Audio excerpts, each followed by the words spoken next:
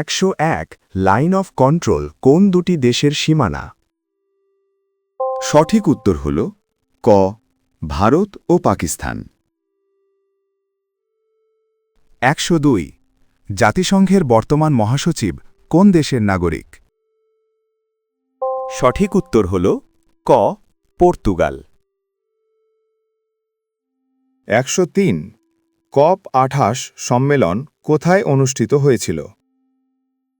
সঠিক উত্তর হল ক দুবাই। 104 ইউরোপীয় ইউনিয়নের ইইউ সদর দপ্তর কোথায় অবস্থিত? সঠিক উত্তর হল গ ব্রাসেলস। 105 ন্যাটো এর 31তম সদস্য দেশ কোনটি? সঠিক উত্তর হল খ ফিনল্যান্ড।